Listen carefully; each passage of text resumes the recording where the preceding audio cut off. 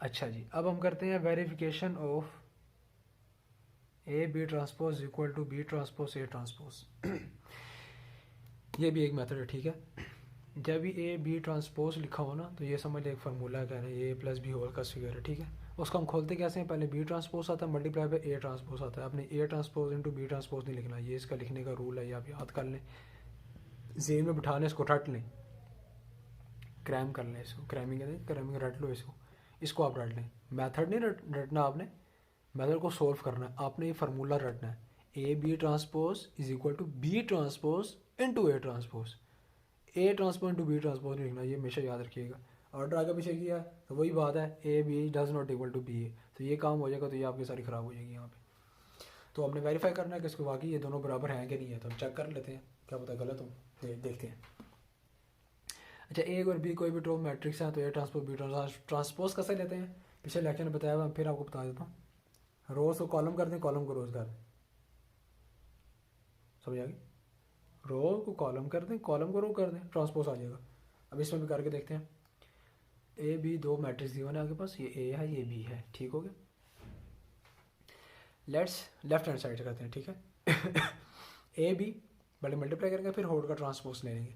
तो A B को आपस में मल्टीप्लाई किया, मल्टीप्लिकेशन आपको पता है कैसे करते हैं, सो सिंपल, कन्फ्यूज होने की जरूरत नहीं है। बट माइनस यहाँ पे आई, साइंस का लाजमी ख्याल रखिएगा, कन्फ्यूज ना होइएगा, ये साइंस से अक्सर आपके क्वेश्चन गलत हो जाते हैं।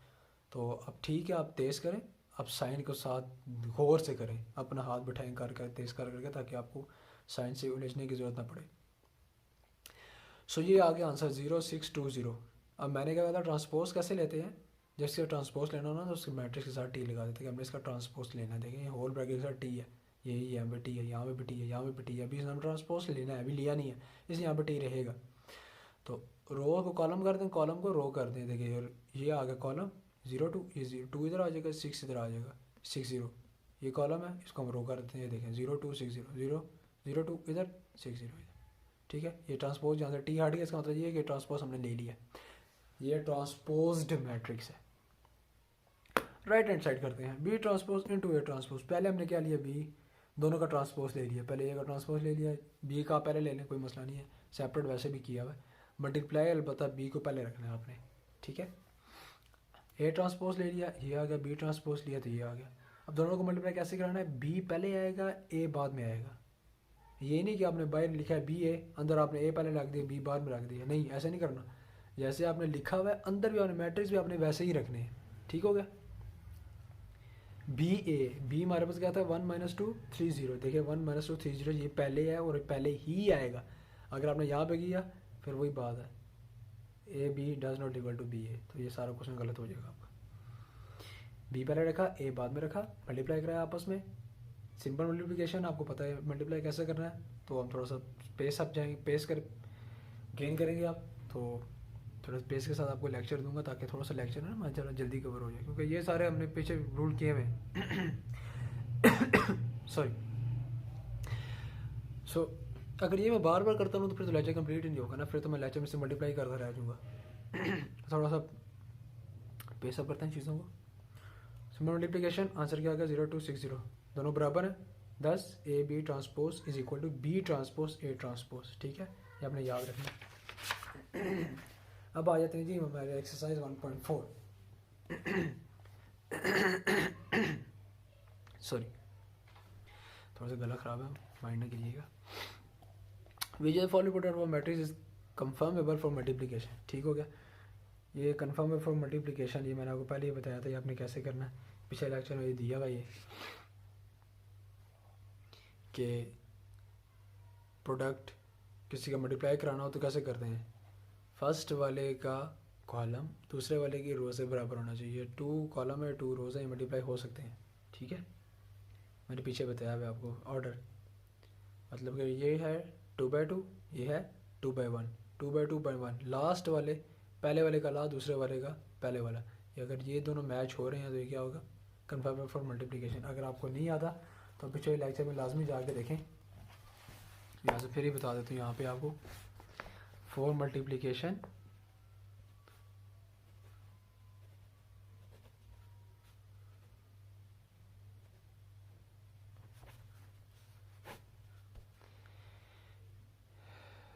ये मैट्रिक्स है, ये दूसरा मैट्रिक्स है, मैं लिखी नहीं एंट्री, मैं ये बता रहा हूँ बस। 2/2, 2/1, ठीक है। 2 कॉलम है, 2 रोज़ हैं, ये 1 कॉलम है, 2 रोज़ हैं, ठीक है। ये वाली मैच हो रही है, ये क्या हो जाएगा मल्टीप्लिकेशन के लिए एक्सेप्टेबल है, ये दोनों मल्टीप्लाई हो सकते हैं। और जो रिमेनिंग रह जाएगा ये इसका ऑर्डर होगा। मल्टीप्लाई करने के बाद जो मैट्रिक्स बनेगा 2x1 का बनेगा, 2/1 का, 2x1 नहीं करना, माई मिस्टेक, 2/1 का मैट्रिक्स बनेगा। ये आप लोग मल्टीप्लाई करके वेरीफाई भी कर सकते हैं। ये दोनों हो जाती हैं मल्टीप्लिकेशन के लिए चेक, ठीक है, मल्टीप्लाई हो रहा है कि नहीं हो रहा। जो अगर सेटिस्फाई है मल्टीप्लाई के लिए तो ये दोनों जो पीछे एंट्री रह जाती है वो उसका क्या होता है, ऑर्डर रह जाता है। सो वापस आते हैं, तो ये सारे वैसे ही करने, आपने मैंने चेक करना है। आपने ये मल्टीप्लाई करके नहीं देखना, आपने खाली बताना है कि कौन सा मल्टीप्लाई हो सकते हैं, कौन सा नहीं हो सकता। ये MCQ बेस्ड क्वेश्चन, वो क्या सकते हैं, इनका मल्टीप्लाई कर लें, confirm for multiplication then apply multiplication. देखिए which the foreign product of matrices confirm for multiplication, confirm करना है कि आप मल्टीप्लाई हो रहे हैं कि नहीं हो रहे, ठीक है। सो ये वाला हो रहा है, ये भी हो रहा है, ये होगा, इसका ऑर्डर क्या है 2x1, यहाँ पे क्या 2x2, ये नहीं होगा। 3x2, 2x3 ऑब्वियसली होगा। तो रिमेनिंग आंसर जो प्रोडक्ट बनेगा किसका बनेगा 3x3 का। 2x3, 3x2 मल्टीप्लाई हो रहा है, डन। मैंने सारा सोल्व करके आपको बता दी, सारे मैंने जुबानी। If A is equal to this, B is equal to this, find A, B and BA if possible। If possible ये आपने हमेशा याद रखना है, इफ़ पॉसिबल। अब वो इन्होंने आगे कर दिया, देखिए पहले हमने चेक करना है ये कंफर्म मेंबर फॉर मल्टीप्लिकेशन है कि नहीं है। अगर है फिर हमने क्या करना है, A B से मल्टीप्लाई करना है, B A से मल्टीप्लाई करना है, ठीक है, फॉर सिंपल मल्टीप्लिकेशन है। अब मुझे बताएं ये कंफर्म मेंबर A B को पहले चेक करते हैं, ये कंफर्म मेंबर है कि नहीं है। ये देखें सेम ये वाली कंडीशन है, 2x2, 2x1, 2x2, 2x multiply हो सकते हैं, बिल्कुल हो सकते हैं। तो ए भी मल्टीप्लाई हो सकता है। अब उसके बाद आपने ए बी को मल्टीप्लाई करना है, उसका आंसर निकालना है। अब दूसरी कंडीशन में ये देखें, ये वाली कंडीशन बन जाती है, ये देखें ये है और ये है, ये है और ये है, ये मल्टीप्लाई हो सकते हैं, नहीं हो सकते। चेंज करें ना इसको, हम इस पे आते हैं। ये क्या है 2x1, ये क्या 2x2, ये क्या 2x1, 2x2, क्रॉस नहीं बाय कहना, सॉरी माई मिस्टेक, वो जल्दी में कहना। ये है 2/1, 2/2, तो 1 और 2 तो मैच नहीं हो रहे। इसका मतलब ये है कि मल्टीप्लाई नहीं हो सकते, मल्टीप्लाई नहीं हो सकता। इसका मतलब ये है कि BA मल्टीप्लाई नहीं हो सकता, तो ये तो वैसे ही क्रॉस हो जाएगा। सो आपने लिख देना is not suitable for, not confirm for multiplication. आपने A क्रॉस B कंफर्म है, इसको हमने मल्टीप्लाई करेगा, इसका आंसर निकाल देना, simple. Find the following products, ये देखें सिंपल, ये आपने क्या करना है, खाली इसका मल्टीप्लाई कराना है आपस में। मल्टीप्लाई करा के आप आंसर निकालें। जो चीज़ आपको नहीं समझ आती है कमेंट में लिखेंगे सर ये वाला क्वेश्चन हमसे नहीं हो रहा, ये पार्ट हमसे नहीं हो रहा, थोड़ा टफ है, या आप करवा दें, या तो हमसे बिल्कुल भी नहीं हो रहा ये, या समझ नहीं आ रही हमें, ठीक है, या बता दीजिएगा, हम कर देंगे। Multiply the following matrices, same multiplication है, फिर मल्टीप्लिकेशन है, कंफर्म करना पहले हो रही है कि नहीं, उसके बाद मल्टीप्लाई करना है। अच्छा, let A, question number 5, let A is equal to this and B is equal to this and C is equal to this matrix, verify whether A B is equal to BA। सबसे आसान जो मज़े के सवाल होते हैं ना वो ये वाले होते हैं। कैसे मैं बताऊँ, ये देखिए ऊपर आपने मल्टीप्लाई किया, ठीक है, ये आपने ऐसे मल्टीप्लाई करा दी, आपको नहीं पता आंसर क्या है, आंसर क्या पता, आंसर कुछ और हो और आपके पास कुछ और हो, ठीक है, आपको पता ही नहीं आंसर इसका क्या है। तो ये तो आप बस कर रहे हैं, आपको कंफर्म नहीं है कि आंसर ठीक है कि नहीं है। जबकि इसमें आपके पास 2 गिवन है, जब इन्होंने इज इक्वल टू लिख दिया ना, इसका मतलब ये है कि ये दोनों बराबर हैं, तो आपने बराबर लाना है। जब आपके आंसर बराबर आ गए इसका मतलब आपका क्वेश्चन ठीक है, पूरा नंबर है, बात ही खत्म होगी, ना कोई 0.5 काटेगा, ना कोई आपका 1 नंबर काटेगा, आपको पूरा नंबर मिलेंगे। अगर तो आपका आंसर बराबर नहीं आता और उन्होंने लिखा हुआ है बराबर, तो आपको दोबारा चेक करें आपने कहीं मिस्टेक की होगी। तो आपने A B मल्टीप्लाई करना है, इज इक्वल टू BA करना है, ठीक है, ये दोनों बराबर हैं, इन्होंने लिखा हुआ, इसका मतलब ये है। वेरीफाई करें ये दोनों बराबर हैं कि नहीं है। मैंने इससे पहले कहा था नहीं होते, पर रेयर केसेस में हो जाते हैं, बहुत रेयर केसेस होते हैं ये। तो आपने को सारों को वेरीफाई करना है, ये बराबर होने चाहिए, होंगे, जो नहीं होंगे आप उन पर लिख देगा ये verify, hence they are not equal to each other, ठीक हो गया। फॉर द मैट्रिसेस, क्योंकि अक्सर ये होता है ना, यहाँ पे लिखा होता है प्रूव दैट, उसका मतलब ये है कि ये दोनों आने ही सेम है, तो आपने उनको बस दोनों आंसर को सेम लाना होता है जिस तरह मर्जी करके। तो वेरीफाई करें वेदर कि ये बराबर है कि नहीं है, पॉसिबल है कि ये बराबर ही आएंगे, ठीक है। आप बैग से भी चेक कर लीजिएगा, क्योंकि बैग में आंसर गिवन होते हैं इसके। जैसे मैंने आपको पहले बताया था, आप कहेंगे सर ने पढ़ाया कि A B is equal to does not equal to B है, तो यहाँ पे A B is equal to B A लिखा है। आप मल्टीप्लाई करके देखिए, मैंने कहा था रेयर केसेस में बराबर हो सकते हैं, otherwise no scene. Multiplicative inverse हुआ फिर तो बराबर होंगे, मल्टीप्लिकेटिव इन्वर्स नहीं है, multiplicative inverse multiplicative identity of matrix नहीं है। कोई भी दो मैट्रिक्स हैं रैंडम, अब उनको मल्टीप्लाई करना, आप इसको लाजमी चेक करें, ये बराबर आएंगे। अगर कोई मसला हो रहा है, आपने आंसर चेक किया, बुक में लिखा हुआ है बराबर है, आपका आंसर बराबर नहीं आ रहा, आपने 2-3 दफ़ा किया, फिर आप हमें लाजमी कमेंट में बताएं, हम इंशाल्लाह सॉल्व करेंगे।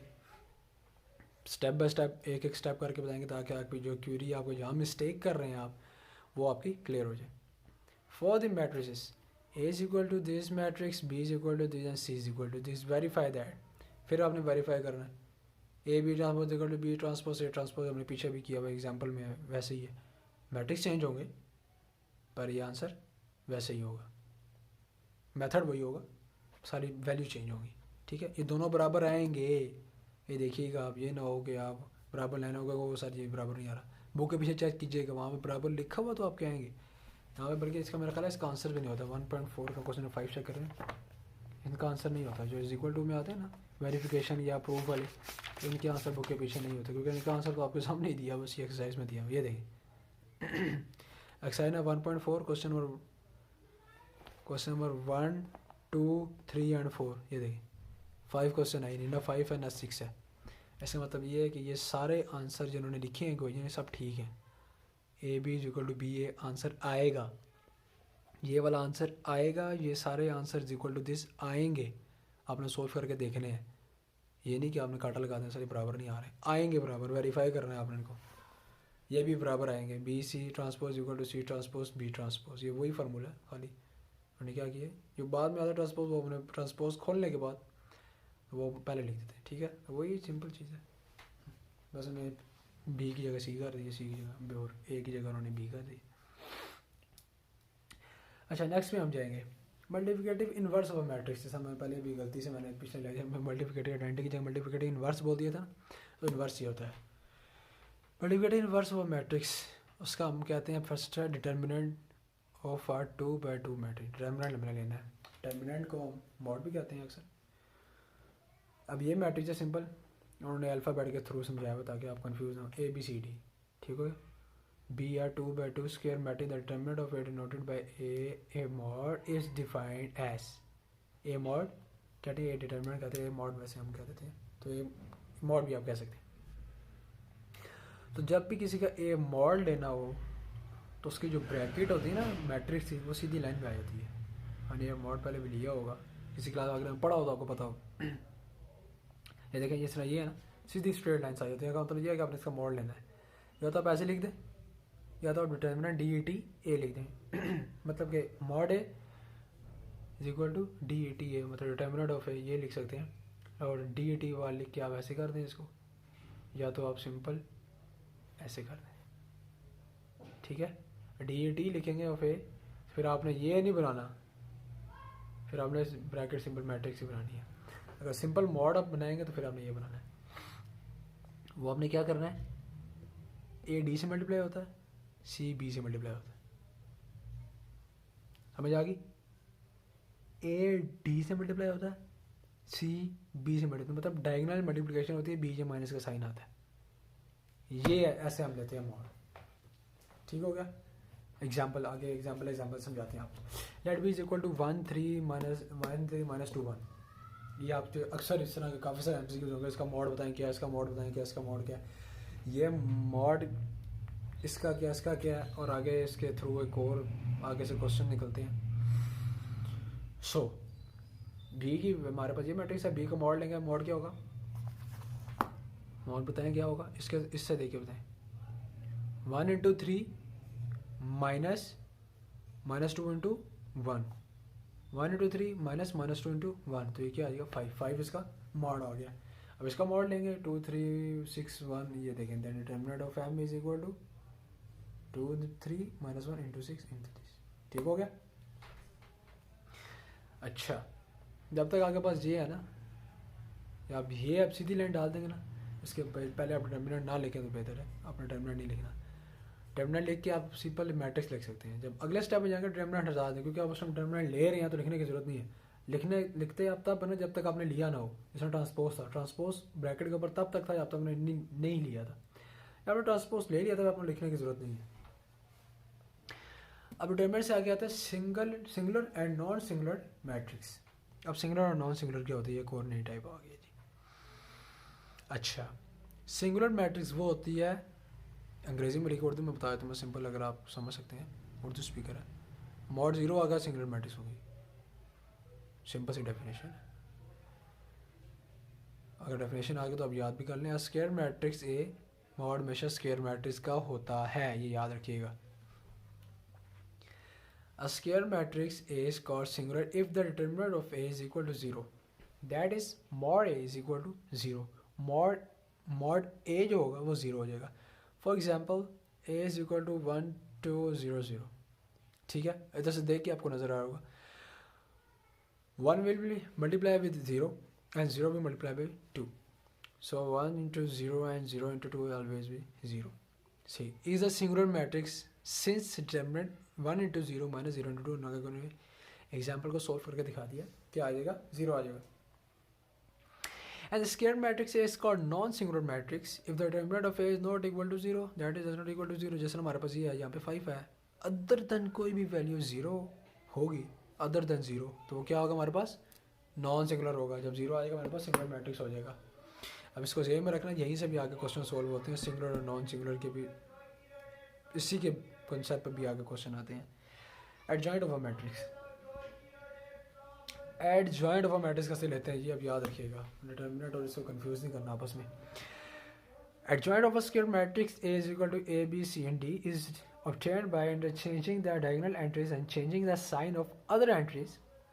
Adjoint of matrix A is noted as adjoint A। ठीक है, इसको हम ऐसे ही लिखते हैं, इसका कोई सिंबल नहीं है कि आपने A के साथ ब्रैकेट डालनी, ADJA adjoint of A that is equal to ABCD। अब एडजॉइंट कैसे लेते हैं,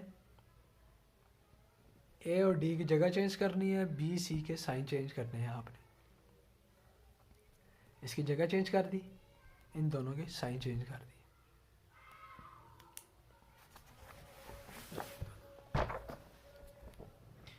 adjoint of a matrix,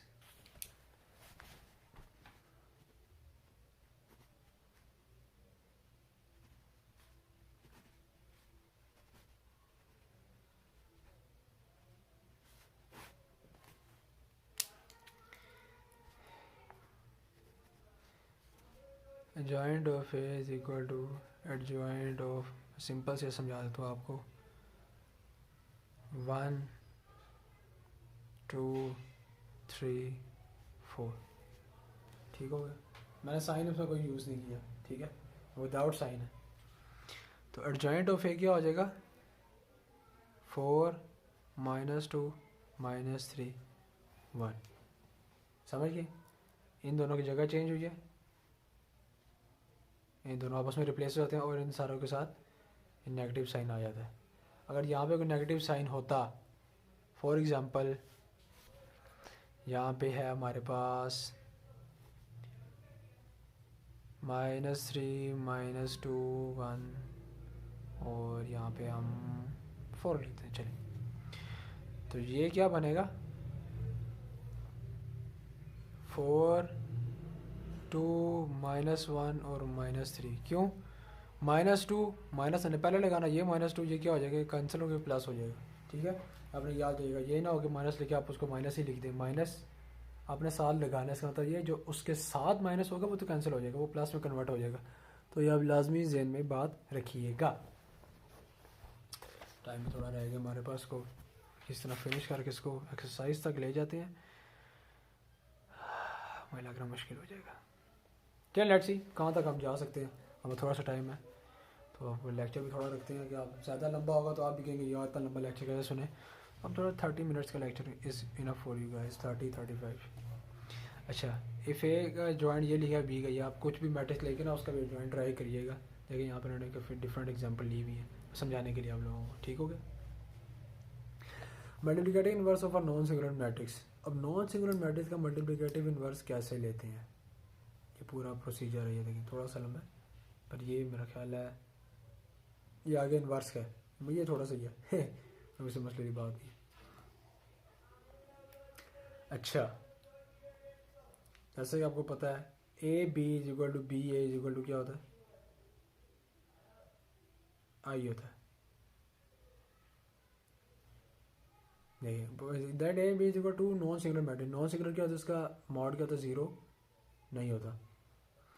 of same order, same order मतलब ये है कि दोनों का 2/2 है, 3/3 है, इस तरह ही है। Then A and B are said to be multiplicative inverse of each other if, ये क्या उन्होंने क्या दिया, इफ। अच्छा जी, जब इफ किया है जी A B is equal to B A is equal to I, इसका क्या मतलब है, ए बी से मल्टीप्लाई कराएंगे तो आंसर क्या आएगा, आइडेंटिटी मैट्रिक्स। मैंने आपको कहा था आई लिख देते हैं, आइडेंटिटी मैट्रिक्स।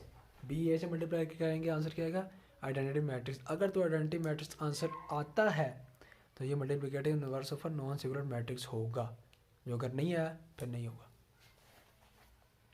अच्छा जी, इनवर्स को हम लिखते कैसे हैं, इनवर्स का क्या होता है, -1, ये आपको पता ही होगा, इनवर्स कैसे लिखते हैं। अच्छा जी, A into A inverse is equal to A inverse into A is equal to 1, समझिए।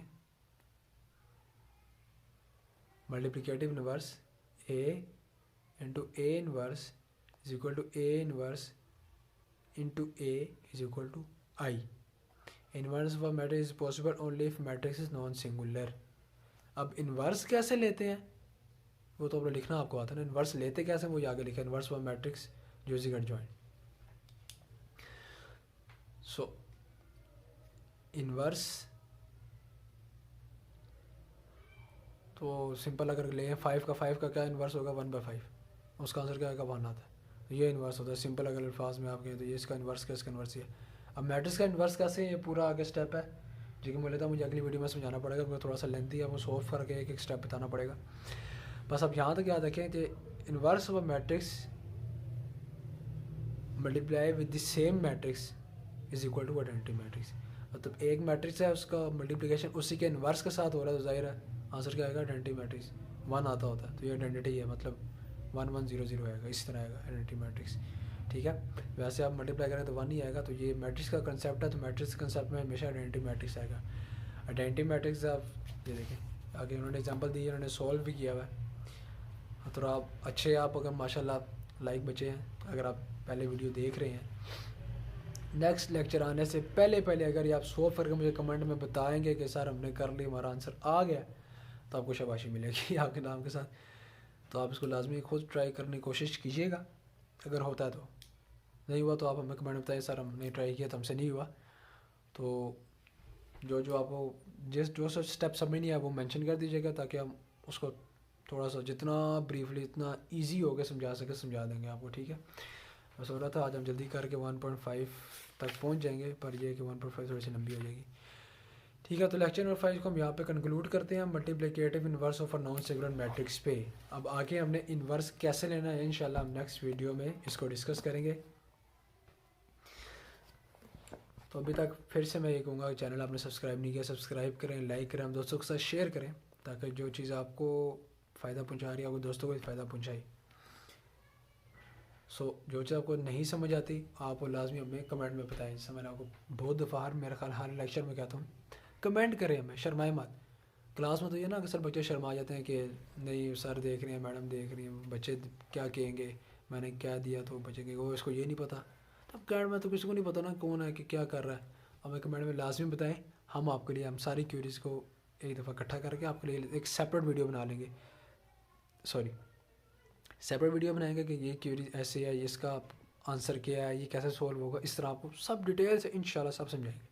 आप लोगों को सेटिस्फाई करना हमारा काम है, क्वालिटी प्रोवाइड करना हमारा काम है, इसीलिए क्वांटिटी थोड़ी है ताकि आपको क्वालिटी दी जाए। अगर यही चीज़ पूरा चैप्टर है, ये मैं 2 लेक्चर में कंप्लीट कर सकता हूँ आधे घंटे, कोई मसले की बात नहीं है, पर ये है कि ऑनलाइन है। सो जो चीज़ें आपको इक्विप्स वाले प्रोवाइड कर रहे हैं या कोई और बाकी प्रोवाइड, हमारी कोशिश ये है कि वो आपको प्रोवाइड किया जाए। फेस टू फेस की अलग बात होती है, ज़ाहिर है वो एक इंटरेक्शन ही चेंज होती है, पर फिर भी इसमें आपको जो है पूरी मतलब कोई चीज़ मिस ना करें, आपको सारा कुछ प्रोवाइड हो, आपको सब आसानी से आप बेहतरीन अंदाज से आपका अच्छे से पढ़ सकें आप। वो भी यूट्यूब ऑनलाइन बिल्कुल फ्री है, ज़ाहिर आपको पता है आजकल के दौर में थोड़ी सी महंगाई भी है, तो इसलिए आपके लिए ये है कि हमने फ्री निकाला भाई ये यूथ अकेडमी, ताकि आप लोगों को फ़ायदा हो, बच्चों को फ़ायदा हो, क्योंकि बच्चे आप हमारा फ्यूचर है, पाकिस्तान का फ्यूचर है। अल्लाह आप सबको कामयाबी अता करे, हम सबको कामयाबी अता करे। ठीक है बच्चों, आज का लेक्चर इतना ही था, अपना ख्याल रखिएगा, अल्लाह हाफिज़।